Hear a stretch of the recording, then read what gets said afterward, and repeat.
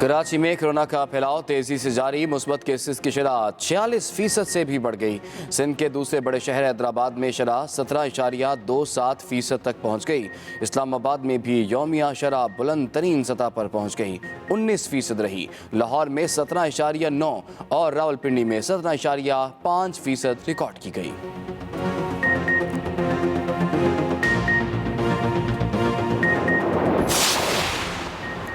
Corona ने खतरे की घंटी बजा दी। अमवात और केसेस में मुसलसल इजाफा। 24 घंटों में मोहलिक वबा ने मजीद 23 जानें ले लीं। 7,678 नए केस रिपोर्ट। NCOC के मुताबिक मुस्बत केसेस की शरह 12.93 तक जा पहुंची।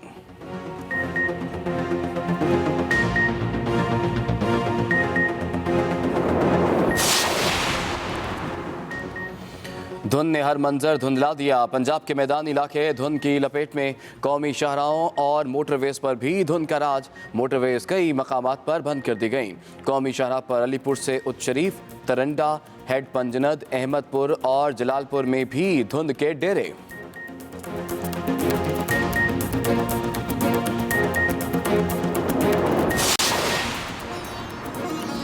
और अंडर 19 क्रिकेट वर्ल्ड कप में पाकिस्तान ने अफगानिस्तान को 24 रन से हरा दिया।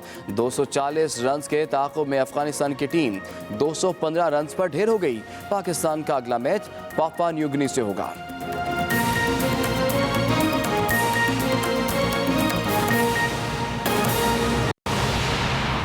अस्सलाम वालेकुम। एक्सप्रेस न्यूज़ के साथ मैं हूं इमरान सलाउल्लाह। हेडलाइंस आपने मुलाहिज़ा की। फिलहाल के लिए इतना ही। हर वक्त बाखबर रहने के लिए आप विजिट कर सकते हैं हमारी वेबसाइट express.pk। इसके अलावा आप हमें फेसबुक और ट्विटर पर भी फॉलो कर सकते हैं। तो देखते रहिए एक्सप्रेस न्यूज़ और रखिए हर खबर पर नज़र। एक्सप्रेसो में आपको एक बार फिर से खुशामदीद। और अब आपकी मुलाकात over a cup of coffee में कराते हैं जी पार्लिमानी सेक्रेटरी बराए इंसानी हुकूक लाल चंद माली साहब से, जो आज हमारे मेहमान है। और हमना खालिद ने उनसे कुछ उनकी पोर्टफोलियो के बारे में भी और जिंदगी के बारे में भी गपशप लगाई। आपको दिखाते हैं। अस्सलाम वालेकुम। Over a cup of coffee में मैं हूँ आपकी होस्ट हमना खालिद। आज मेरे साथ एक और नए मेहमान हैं और मैं सुपर एक्साइटेड हूँ उनके साथ गपशप लगाने में, क्योंकि वो parliamentary secretary of human rights हैं। एक the basic issue. The second one is, जब मैंने उनका नाम सुना तो मुझे हुआ यार, बेसिकली जब मैंने उनको सर्च किया तो वो उमरकोट से थे, लेकिन मैंने कहा यार लग रहा है शायद उनके फोर फादर्स या मे बी वो माइग्रेट करके आए। तो ये क्वेश्चन मेरे माइंड में आ गया। मैंने कहा डायरेक्ट ही पूछ लेंगे। बिल्कुल ऐसे ही है। आज मेरे साथ लाल चंद है। अस्सलाम वालेकुम। वालेकुम सलाम। कैसे हैं आप? मैं बिल्कुल ठीक। आप कैसी हैं? बिल्कुल ठीक ठाक। मैंने ओपनिंग में जो है ना थोड़ा सा डिस्क्राइब कर दिया। तो basically you are from Umarkot Sindh. हाँ, बहुत अच्छा किया आपने। मेरा ताल्लुक है उमरकोट से। अच्छा। और बहुत सारे लोग समझते हैं कि यहाँ पे जो हिंदू कम्युनिटी रहती है को माइग्रेट करके यहाँ आई हुई है। ये बड़ा मिसकंसेप्शन है। हम तो यहाँ पे मोहनजोदड़ो के दौर से हैं। अच्छा, मोहनजोदड़ो। हमारे आबा अजदाद यहीं पैदा हुए, वो यहीं पले बड़े। सब कुछ हमारा, हम धरती से मोहब्बत करते हैं और यहीं के रहने वाले हैं। 1947 में जब मज़हब के नाम पे ममालिक बने कि कहा गया कि वो हिंदू का मुल्क है और ये मुसलमानों का मुल्क है, तो हमने अपनी धरती नहीं छोड़ी। मैं कहता हूँ बहुत सब आए हुए हैं, हम यहीं के हैं बेसिकली। हाँ, तो ये बड़ा मिसकंसेप्शन है। हाँ, कि हम कोई बाहर से आए हैं। हमारे यहाँ पे इस तरह से through name, through you know migration, ये चीज़ें क्यों हम लोग ज़ात, कास्ट, ईच एंड एवरीथिंग हम लोग इसको। ठीक है, एक तो बेसिकली हमारा जो करिकुलम है उसमें जो शुरू से, क्योंकि उस वक्त माहौल ऐसा था जब पाकिस्तान बना कि हिंदू मुस्लिम एनिमिटी हो गई, तो हमारा करिकुलम में वो सारी चीज़ें रिफ्लेक्ट हो गई। वो उस चीज़ों पे नफरत होने लगी और फिर पूरे मुल्क से तकरीबन हिंदू चले गए। सिर्फ सिंध में ज़्यादातर हिंदू कम्युनिटी, अब आज भी वहीं पे रहते हैं ज़्यादातर। बिल्कुल ऐसे ही है। अच्छा, अगर मैं पूछूं आपकी स्ट्रगल, आपने मेरे ख्याल में जर्नलिज्म में बैचलर्स किया, तो how you jumped into politics? Basically तो मेरा ताल्लुक उमरकोट से है और मैं ये था कि डॉक्टर बनूं और सर्विस करूं, लेकिन मैंने कहा कि वो तो नहीं बन सका। लेकिन बस ये सफ़र जारी रहा। मैं चला गया, जब वो नहीं हुआ तो मैं सिंध यूनिवर्सिटी पढ़ने चला गया। तो मैंने MA इंग्लिश लिटरेचर में एडमिशन लिया। Then I turn to the journalism और मैंने हैदराबाद से ही जर्नलिज्म शुरू कर दी, उमरकोट से, हैदराबाद से, और फिर एज ए जर्नलिस्ट कंटिन्यू किया। 2001 में जब इलेक्शंस हो रहे थे local government under Musharraf regime, तो तब पहले जो 2 मराहल में इलेक्शंस हुए तो उसमें माइनॉरिटी को नाजिम का इलेक्शन कंटेस्ट करने की परमिशन नहीं थी, लेकिन थर्ड उसमें परमिशन मिल गई थी फेज में ना। तो मेरी फैमिली, मेरे भाई बड़ा सपोर्ट करते हैं, मेरी फैमिली मुझे पॉलिटिक्स में बहुत सपोर्ट करती है, तो उनकी ख्वाहिश थी कि मैं पॉलिटिक्स में आऊँ और वहाँ से इलेक्शन लड़ूं।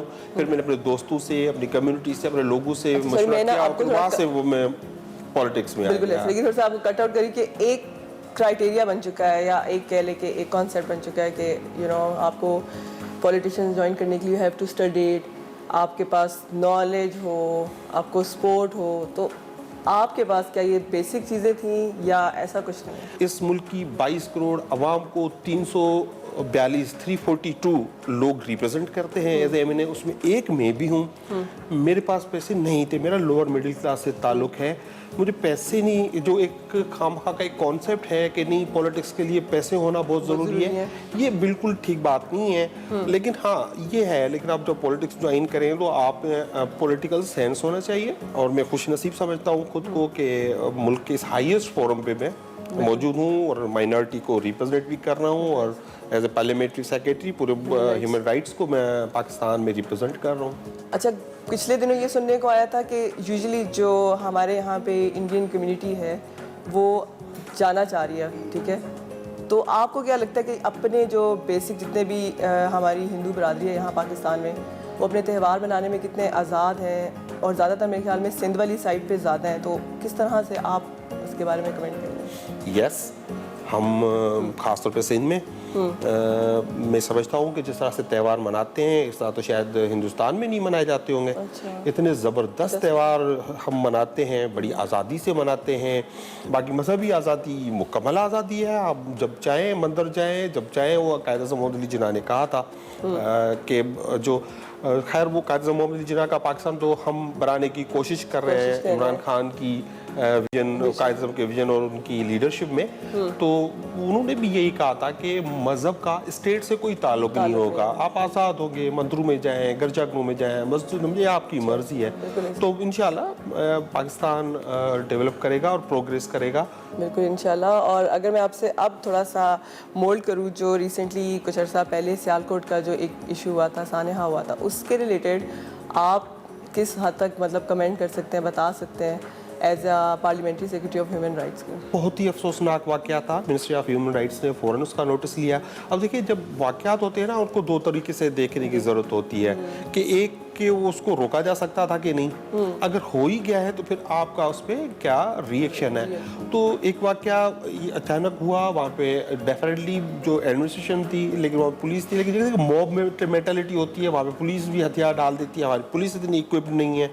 तो वो हादसा हो जाने के बाद आप देखें कि प्राइम मिनिस्टर ने खुद उसका एक्शन लिया, ह्यूमन राइट्स मिनिस्टर डॉक्टर शीरी मज़ारी ने उस पर एक्शन लिया, चीफ मिनिस्टर पंजाब ने एक्शन लिया, प्राइम मिनिस्टर ने श्रीलंकन प्राइम मिनिस्टर से बात की, यहाँ पे हमारे उलमा के वफूद देख के आप गए हाई कमीशन में और जाके वहाँ पे कंडोलेंस की।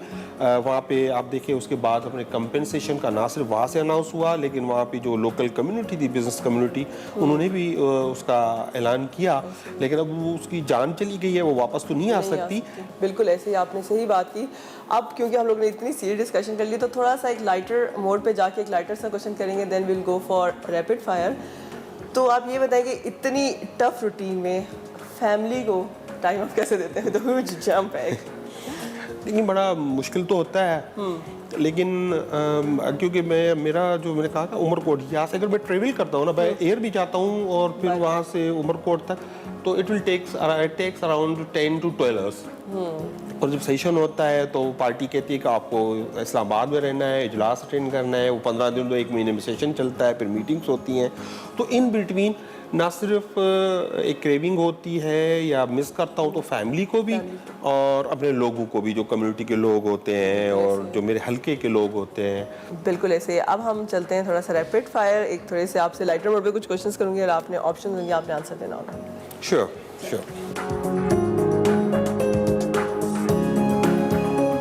अच्छा चलिए अब रैपिड फायर स्टार्ट करते हैं। और पहला क्वेश्चन इतना मज़े का है कि अगर इस टाइम पूछ लेती हूँ, अगर इस टाइम आपको ऑप्शन मिले खाने की, तो आप क्या चूज़ करेंगे, मछली या बिरयानी? मैं भी देखी थी रैपिड फायर, मैंने कहा यार इस टाइम सुबह सुबह बड़ी मुश्किल ऑप्शन है। नहीं, ऑब्वियसली मछली। लेकिन वो भी सिंध रिवर्स इंडस की, अच्छा, सिंधु दरिया की। अगर आपको किसी दिन एक घर में काम करना पड़ जाए खुद से, तो आप क्या करेंगे? बर्तन धोएंगे या गार्डनिंग?